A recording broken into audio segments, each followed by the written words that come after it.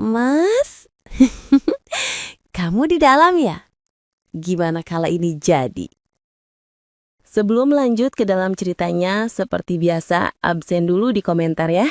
Dari daerah mana kamu berasal dan jam berapa kamu nonton video ini. Oke, kita langsung saja mulai ke cerita lengkapnya. 8 tahun Mas Dodi sudah hafal betul bau solar, debu jalan, dan dinginnya embun subuh.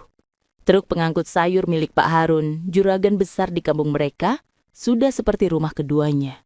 Usia 32 tahun, tenaganya habis untuk memastikan sayur mayur sampai di pasar tepat waktu. Pekerjaan Dodi berat, penuh tantangan, tapi sederhana. Tidak ada yang rumit selain alur jalan dan kondisi mesin. Keadaan itu mulai berubah tidak lama setelah Bu Rahma hadir.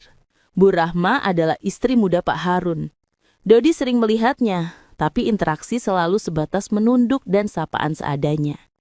Bu Rahma memang sosok yang sopan, lembut bicaranya. Namun kecantikan dan postur tubuhnya yang terawat baik, pembawaannya yang menenangkan, cukup membuat kepala Dodi yang lelah sesekali terangkat. Itu wajar, tapi Dodi selalu cepat-cepat mengembalikan fokusnya ke sayur. Ia tahu batasan, dia hanya sopir dan dia bekerja untuk suami Bu Rahma. Suatu sore saat Dodi sedang memeriksa oli, sebuah perintah dari Pak Harun datang dan langsung mengubah segalanya. "Dodi, sini sebentar. Ada tugas khusus buat kamu," panggil Pak Harun. Dodi menghampiri. Ia melihat Bu Rahma sudah duduk di teras dengan sebuah tas kecil. Di sebelahnya ada Pak Harun. "Begini, Di, besok lusa Bu Rahma mau ke kampungnya. Jauh, kurang lebih 6 jam perjalanan. Dia mau jenguk orang tua. Saya nggak bisa nganter. Besok ada urusan penting banget. Kamu saja yang nganter. Anggap kamu libur, Di, daripada di jalan naik bus. Lagi pula, saya lebih percaya kamu yang bawa. Kamu kan orangnya lurus, Di. Jaga istri saya baik-baik ya," tambah Pak Harun disertai agukan yakin. Kata-kata Pak Harun orangnya lurus sebenarnya adalah pujian, tapi dalam situasi ini terasa seperti sebuah penekanan. Dodi tahu betul apa maksud kepercayaan itu. Dodi hanya mengangguk. "Siap, Pak, saya laksanakan. Kapan kita berangkat, Bu Rahma?" Bu Rahma menyengup tipis, senyum yang membuat Dodi merasa sedikit kaku. "Besok sore saja, Mas Dodi, sekitar jam 4. Biar nggak terlalu malam di jalan ya. Saya sudah bilang sama Bapak, saya tenang kalau Mas Dodi yang bawa. Saya percaya sama Mas Dodi." Percakapan itu singkat dan to the point. Namun bagi Dodi, perintah itu seperti beban tambahan di pundaknya. Lebih berat dari tumpukan sayur manapun. Ia harus menjaga kepercayaan juragan, tapi di sisi lain, ia harus menghadapi dirinya sendiri selama 6 jam penuh. Berada di ruang terbatas dengan Bu Rahma, di tengah jalan sepi, adalah skenario yang selama 8 tahun ini ia hindari tanpa sadar. Setelah Bu Rahma dan Pak Harun masuk ke dalam, Dodi masih berdiri di tempatnya. Dalam hati Dodi, "Pak Harun percaya banget sama saya. Ini kesempatan untuk membuktikan kesetiaan. Tapi kenapa rasanya berat ya? Ini cuma tugas, Di. Kamu cuma nyetir. Anggap saja bawa barang berharga, bukan istri juraganmu sendiri." Refleksi batin itu terus berputar. Dodi bukan orang yang banyak bicara atau suka berpikir rumit. Tapi malam itu ia merasa ada sesuatu yang baru akan dimulai. Sesuatu yang berada di luar rutinitas, di luar jalur yang selama ini ia anggap lurus. Ia tahu perjalanan besok tidak hanya sekedar mengantar. Ini adalah pembukaan lembar baru yang resikonya sangat besar. Keesokan harinya, pukul 4 sore tepat, pikap milik Pak Harun melaju perlahan meninggalkan pekarangan. Mas Dodi memosisikan diri sebagai sopir profesional. Tangannya memegang setir dengan santai, matanya fokus ke jalan. Di kursi samping, Bu Rahma duduk dengan tenang. Sejak awal, Dodi sudah memutuskan perjalanan ini hanya tentang menjalankan tugas dan menjaga kepercayaan.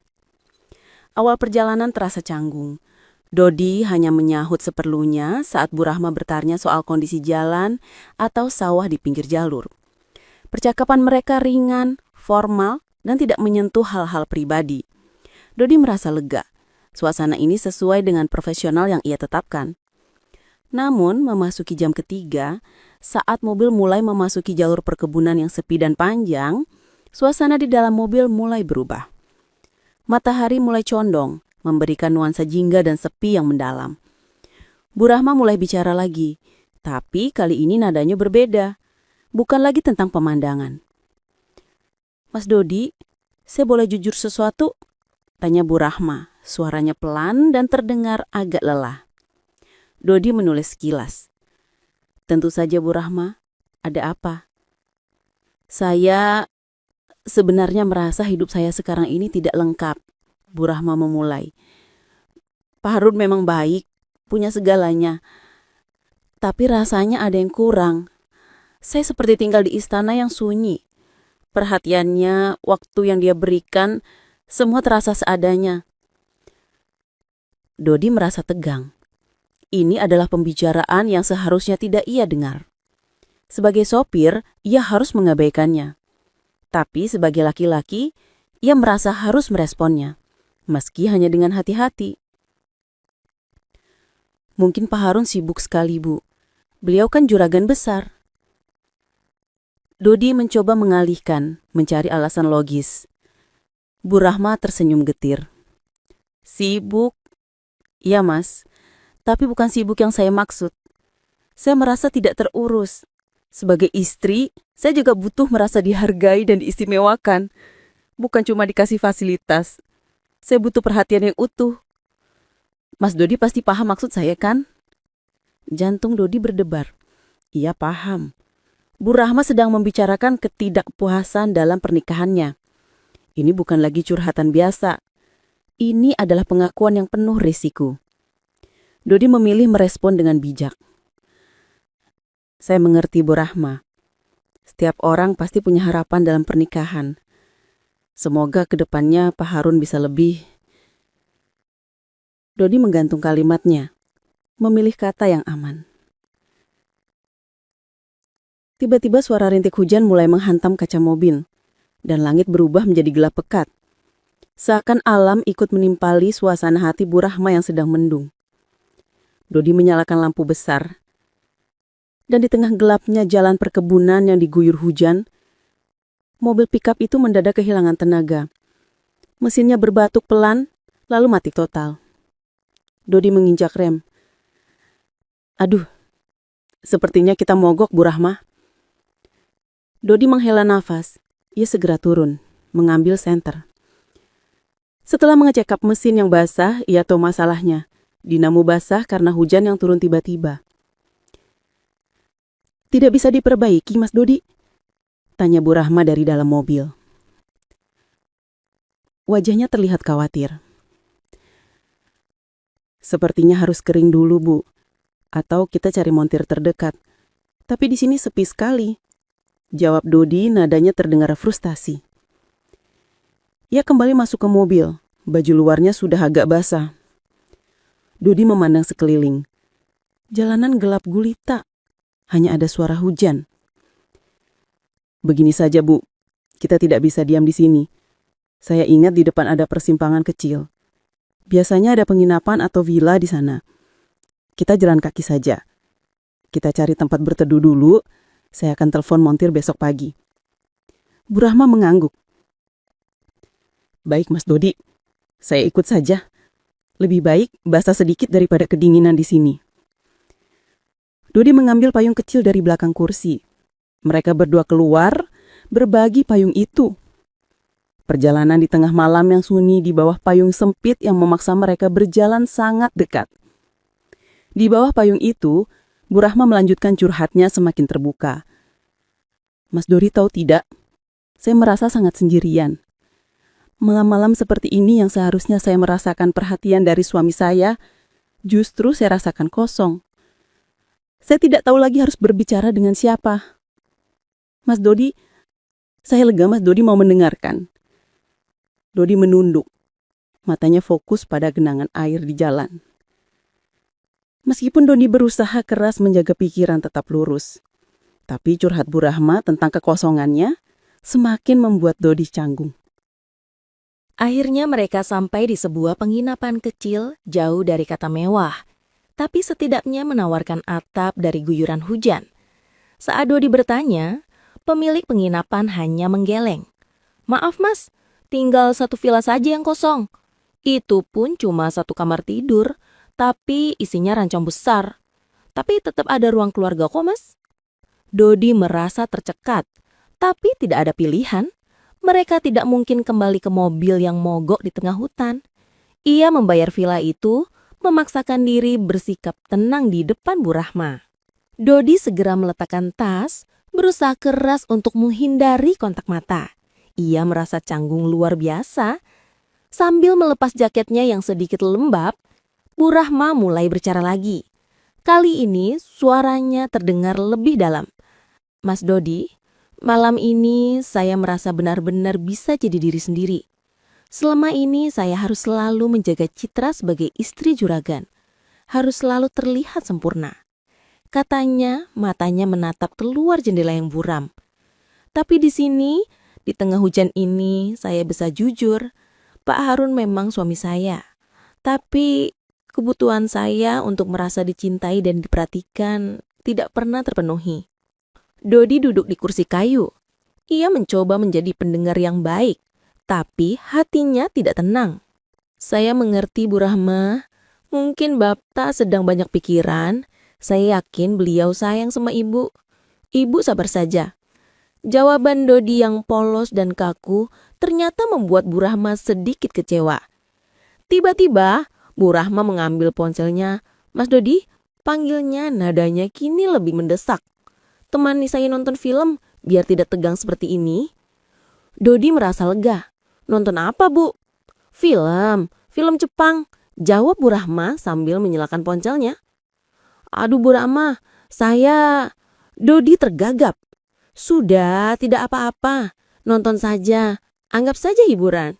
Potong Bu Rahma, tersenyum, ia menaruh ponselnya di meja kecil, mengarahkan layarnya agar Dodi bisa melihat. Malam itu, mereka duduk bersampingan sambil nonton film bareng, ditemani suara hujan dan alunan dialog dari film di ponsel. Dodi merasa wajahnya panas tapi tidak bisa beranjak. Ia hanya bisa sesekali melirik layar. Dalam film tersebut, ceritanya tentang seorang pekerja yang merawat kebun milik majikannya dengan penuh perhatian, hingga sang majikan merasa sangat puas dengan hasil perawatan itu. Saat film mencapai puncaknya, Bu Rahma menoleh kepada Dodi, matanya menatap lurus penuh makna. Mas Dodi, tadi Mas Dodi lihat kan? Bagaimana kebun itu dirawat sampai pemiliknya merasa puas? Kebun itu diberikan perhatian penuh, perawatan yang tepat, dan disiram dengan deras. Bu Rahma melanjutkan. Kebun saya, Mas Dodi. Saya ingin kebun saya juga dirawat seperti itu. Dirawat oleh seseorang yang tulus dan tahu caranya memberikan kepuasan pada pemilik kebunnya. Dodi hanya mengiyakan. Pagi hari datang menggantikan keheningan malam yang canggung.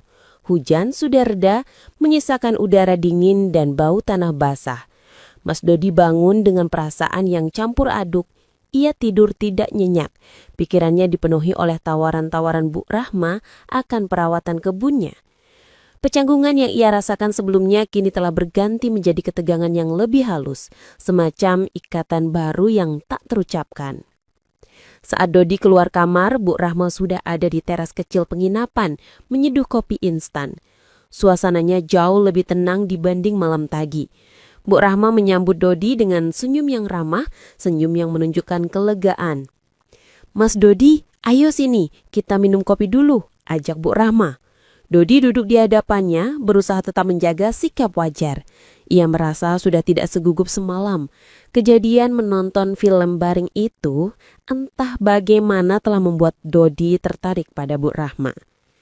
Mobil sudah saya teleponkan montir, Bu. Sebentar lagi mungkin sampai, kata Dodi, mencoba membahas hal praktis. Terima kasih, Mas, jawab Bu Rahma, menyesap kopinya. Tapi saya tidak mau bicara soal mobil dulu. Saya mau bilang, saya merasa jauh lebih tenang hari ini. Dodi menatapnya. Tenang, bagaimana, Bu? Ya tenang, setelah saya cerita semalam, setelah saya bilang tentang kebun itu, saya merasa Mas Dodi mengerti, meskipun Mas Dodi tidak banyak bicara. Jelas Bu Rahma, tatapannya lembut tapi tajam. Saya merasa Mas Dodi adalah orang pertama yang benar-benar mendengarkan tanpa menghakimi. Dan yang paling penting, Mas Dodi sepertinya paham apa yang sebenarnya saya cari. Dodi memegang cangkir kopinya yang hangat. Refleksi batin Dodi. Aku paham betul maksudnya. Dia ingin kebunnya dirawat dengan benar. Dan dia ingin aku yang merawat kebunnya. Dia melihatku bukan cuma sebagai sopir. Saya cuma mencoba mendengarkan Bu Rahma. Saya mengerti perasaan itu rasanya pasti berat, kata Dodi jujur. Bukan cuma itu Mas, tapi butuh perhatian yang tulus.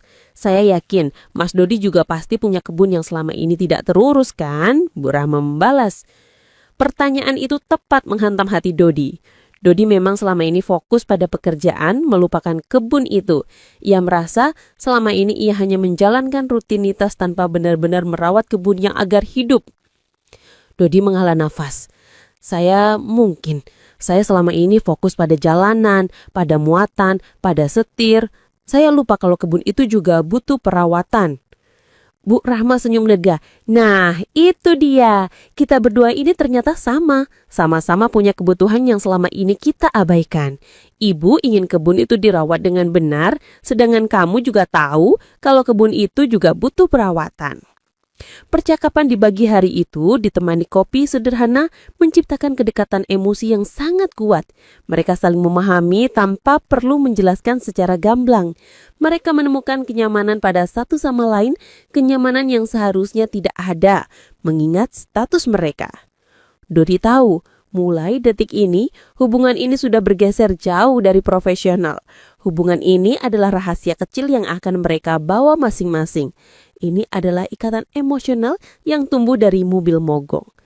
Mereka berdua paham, hubungan ini tidak boleh menjadi sesuatu yang lebih dari sekedar perasaan. Tidak boleh ada yang tahu.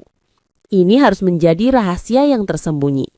Saya janji Mas Dodi, pembicaraan kita semalam dan pagi ini adalah rahasia kita berdua saja. Saya tidak akan membicarakannya lagi. Tapi saya lega, saya sudah menemukan seseorang yang bisa mengerti kegelisahan saya. Tutup Bu Rahma sebelum suara motor montir terdengar dari kejauhan. Montir yang dipanggil Dodi akhirnya tiba. Suara mesin pickup Pak Harun yang kembali menyala setelah perbaikan terasa seperti alarm yang membuyarkan kedekatan mereka. Rutinitas harus kembali. Sesaat sebelum berangkat meninggalkan penginapan kecil yang menjadi saksi pengakuan mereka, Bu Rahma berdiri di samping mobil, menatap Dodi. Mas Dodi, Bu Rahma memulai, suaranya pelan. Kejadian mobil mogok semalam itu, saya yakin bukan hanya sebuah kesulitan. Dodi menatapnya, menunggu kelanjutannya. Ini adalah sebuah kesempatan, lanjut Bu Rahma. Senyumnya kali ini mengandung campuran syukur dan kesedihan. Kesempatan bagi kita untuk melihat apa yang sebenarnya kita butuhkan. Dan saya lega, saya sudah tahu kebutuhan itu. Dodi mengangguk. Ia mengerti. Mogoknya mobil itu adalah jeda yang sangat dibutuhkan takdir untuk membuka hati mereka. Untuk membuat Bu Rahma berani jujur dan untuk membuat Dodi menyadari dirinya juga punya kebun yang tak terurus. Saya akan hati-hati di jalan Bu Rahma, jawab Dodi, berusaha profesional. Kata-kata hati-hati di jalan terdengar biasa, tapi bagi mereka berdua itu adalah kode untuk hati-hati dengan perasaan ini. Bu Rahma menatap Dodi sekali lagi seolah mengucapkan 1000 kata tanpa suara. Tatapan itu terasa seperti janji di waktu yang sama. Kemudian ia masuk ke mobil. Perjalanan pulang terasa sangat berbeda dengan keberangkatan. Mobil itu kini dipenuhi keheningan yang tebal dan syarat makna. Mereka tidak banyak bicara, tapi komunikasi batin mereka berjalan tanpa henti. Dodi fokus menyetir, tapi setiap ia melirik spion tengah, ia menangkap bayangan Bu Rahma yang sesekali menatapnya lalu cepat-cepat memalingkan muka. Ketika mereka akhirnya tiba di rumah Pak Harun, Bu Rahma berterima kasih dengan formal. Pak Harun menyambut mereka tanpa curiga. Lega karena istri dan mobilnya selamat. Dodi kembali menjadi Mas Dodi, si supir truk. Dan Bu Rahma kembali menjadi Bu Rahma, istri juragan jengkrek yang anggun. Peran mereka telah kembali. Namun, kembali ke rutinitas ternyata tidak semudah membalikan telapak tangan. Bagi Dodi, gudang sayur dan jalanan yang biasa ia lalui kini terasa berbeda. Kenangan malam itu terus berputar di kepalanya. Beberapa hari kemudian saat Dodi sedang mengecek daftar muatan, ia menemukan secari kertas kecil terselip di balik dokumen. Tulisannya singkat, menggunakan pensil dan tidak ada tanda tangan. Mas Dodi, tolong pastikan ban depan itu tekanan udaranya pas, takutnya mogok lagi. Pesan itu terdengar seperti instruksi kerja yang wajar, tapi Dodi tahu, ini bukan dari mandor. Gaya bahasa yang lembut itu khas Bu Rahma. Dan pesan itu secara halus mengingatkannya pada momen mogok yang justru menjadi awal dari segalanya. Dodi menyimpannya. Kemudian ponselnya bergetar. Sebuah pesan masuk dari nomor tak dikenal. Hujan hari ini dingin sekali ya. Hati-hati di jalan, Mas. Dodi memandang ponsel itu lama sekali. Itu bukan pesan bisnis. Itu adalah perhatian yang tulus. Perhatian yang membuat hatinya yang selama ini hanya fokus pada muatan dan setir, merasa dijaga dan diperhatikan. Sejak perjalanan kembali dari kampung, kehidupan Mas Dodi memang kembali ke rutinitas truk dan sayuran. Namun batinnya tidak lagi sama. Hubungannya dengan Bu Rahma kini berkembang dalam jalur yang sangat halus dan tersembunyi. Jalur komunikasi yang mereka gunakan adalah pesan-pesan singkat dan perhatian kecil yang terselip di balik pekerjaan. Pesan tanpa nama dari Bu Rahma itu menjadi hal yang paling Dodi tunggu. Isinya sederhana, tapi syarat makna. Kadang pesannya hanya berbunyi, "Jalanan licin, Mas. Tolong hati-hati. Saya khawatir kalau Mas tidak memberi kabar." Pesan ini sekilas tentang jalanan, tapi inti sebenarnya adalah rasa khawatir dan perhatian yang tidak mungkin ia dapatkan dari istrinya sendiri yang sudah terbiasa dengan rutinitasnya. Di hari lain, saat Dodi sedang memperbaiki terpal truk, ia menemukan sebungkus makanan ringan kesukaannya, disertai catatan kecil, lagi-lagi tanpa tanda tangan. "Jangan lupa makan, Mas. Tenaga Mas Dodi penting untuk yang di rumah dan untuk yang jauh." Kata-kata untuk yang jauh itu menusuk langsung ke hati Dodi. Bu Rahma sedang mengisyaratkan keberadaannya, mengisyaratkan bahwa ia adalah seseorang yang peduli, meskipun Dodi dan dirinya dipisahkan oleh batasan status sosial. Dodi mulai membalas pesan-pesan itu, juga menggunakan bahasa yang tersirat. Jika Bu Rahma mengirim pesan tentang hujan, Dodi akan membalas, "Semoga hujan tidak membuat kebun di rumah ibu jadi layu. Saya akan pastikan mesin truk ini selalu kering." Di sisi lain, Bu Rahma juga menjalani dilema yang berat. Ia adalah istri seorang juragan yang terpandang. Ia harus menjaga citra dan kehormatannya. Namun jauh di lubuk hatinya, ia menyimpan rasa rindu yang dalam terhadap Dodi. Rasa rindu itu bukan hanya karena Dodi mendengarkan curhatnya, tapi karena Dodi memberikan respons yang tulus melalui pesan-pesannya. Perhatian yang ia berikan kepada Dodi, sebungkus makanan ringan, pesan singkat adalah cara Bu Rahma untuk merawat Dodi dari kejauhan, cara untuk merasa terhubung dan tidak sendirian. Bu Rahma tahu ia harus menjaga jarak. Ia tidak bisa menelpon Dodi, tidak bisa bertemu secara terbuka. Tapi, ia juga tidak bisa menghentikan dirinya sendiri untuk mencari tahu apakah Dodi sudah sampai di tujuan, apakah Dodi sudah makan, atau apakah Dodi juga merasakan perasaan yang sama. Hubungan mereka kini seperti tali yang direntangkan. Semakin ditarik oleh kerinduan, semakin terasa tegang. Momen-momen kecil yang mereka ciptakan itu memperlihatkan dinamika yang penuh konflik batin. Dodi merasa dicintai, tapi diintai rasa bersalah. Bu Rahma merasa terisi, tapi terikat oleh peran sosialnya. Mereka berdua terjebak. Hubungan yang tumbuh ini, meskipun hanya sebatas komunikasi terselubung, sudah menjadi sebuah pengkhianatan. Pengkhianatan yang justru terasa lebih nyata dan menghangatkan daripada kehangatan yang seharusnya mereka temukan di rumah masing-masing. Dodi tahu pesan-pesan ini tidak bisa berlanjut selamanya tanpa konsekuensi. Cepat atau lambat, kerinduan ini pasti akan menuntut pertemuan. Dan saat itu terjadi, ia harus siap menghadapi kenyataan. Hubungan rahasia Mas Dodi dan Bu Rahma yang terjalin lewat pesan singkat itu sudah berlangsung selama beberapa waktu. Ikatan emosional mereka semakin kuat, namun dilema yang mereka hadapi juga semakin menghimpit.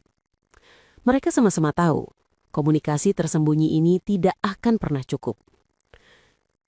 Suatu pagi, Dodi mendapat tugas untuk mengantar salah satu mobil pick-up Pak Harun ke bengkel resmi di kota sebelah, karena ada masalah serius pada mesin. Tugas ini akan memakan waktu 3 hari. Saat Dodi bersiap keluar, ia merasa ada yang berbeda. Biasanya, ia hanya berpamitan dengan mandor gudang. Namun kali ini, saat ia menuruni tangga rumah Pak Harun, Bu Rahma sudah berdiri di sana. Bu Rahma memakai pakaian rumahan yang sederhana. Ia terlihat cantik, namun ada gurat rindu yang dalam di matanya. Rindu yang selama ini hanya bisa ia tumpahkan dalam bentuk pesan tanpa nama. "Mas Dodi?" panggil Bu Rahma. Suaranya sangat lembut, hampir berbisik. Dodi menghentikan langkahnya. Ia berdiri di hadapan Bu Rahma untuk pertama kalinya setelah sekian lama, ia merasa sedekat ini secara fisik. Jarak mereka hanya dipisahkan oleh anak tangga terakhir. "Saya mau mengantar mobil ke bengkel, Bu Rahma. Mungkin 3 hari baru kembali," kata Dodi. Mencoba terdengar seprofesional mungkin, tapi matanya tidak bisa berbohong. Bu Rahma tersenyum tipis. Senyum yang mengandung kesedihan karena harus berpisah lagi. "Saya tahu. Hati-hati di jalan ya Mas Dot. Semoga mobilnya cepat sehat. Jangan lupa istirahat yang cukup di sana," ucap Bu Rahma. Kalimatnya terdengar wajar, tapi intonasinya syarat makna. "Pasti Bu, Ibu juga jaga diri baik-baik di sini," balas Dodi. Ada keheningan singkat di antara mereka. Keheningan yang penuh dengan kata-kata yang tidak mungkin diucapkan tentang kerinduan, tentang pengkhianatan, dan tentang harapan yang mustahil. Mereka berdua saling berpamitan dengan mata. Saat Dodi hendak melangkah pergi, Bu Rahma kembali bersuara. Kali ini, kalimatnya terdengar seperti sebuah doa yang tulus, tapi juga mengandung beban perasaan. "Jaga diri baik-baik ya Mas Dot. Takutnya nanti ada yang rindu." Kalimat itu langsung menembus hati Dodi. Dodi hanya bisa mengangguk. Ia tidak sanggup membalas. Ia tahu, jika ia membalas, ia akan melanggar batas yang selama ini mereka jaga. Ia hanya berbalik dan bergegas pergi, meninggalkan Bu Rahma yang masih berdiri di anak tangga. Malam itu Dodi sudah berada di kamar sewa dekat bengkel. Ia berbaring, mencoba membejamkan mata, tapi kalimat terakhir Bu Rahma terus terngiang. Tepat saat ia hampir terlelap, ponselnya bergetar. Sebuah pesan masuk dari nomor tanpa nama yang ia kenal. Pesan itu berisi kalimat tunggal, yang menjadi penutup paling menyakitkan dari kisah mereka selama ini. "Seandainya ya, seandainya saja kita bertemu sebelum semuanya terikat." Pesan itu adalah pengakuan paling jujur tentang kerinduan dan penyesalan. Bu Rahma tidak meminta balasan. Ia hanya ingin Dodi tahu apa yang ia rasakan. Dodi memegang ponselnya erat-erat. Ia membalas pesan itu, bukan dengan janji atau permintaan, tapi dengan harapan yang sangat tipis dan pasrah. "Saya mengerti, Bu. Semoga jika Tuhan mengizinkan, suatu hari nanti jalan hidup kita akan membawa kita ke arah yang benar. Meskipun untuk saat ini, kita harus berjalan di jalan yang berbeda." Dodi menutup pesan itu. Ia tahu, untuk saat ini hubungan mereka harus kembali ke tempat asalnya, yaitu di dalam hati. Hanya sebagai bisikan, sebagai rahasia yang terbungkus rapi di balik rutinitas sopir truk dan istri juragan. Kisah mereka belum selesai, hanya tertunda oleh takdir yang belum mengizinkan.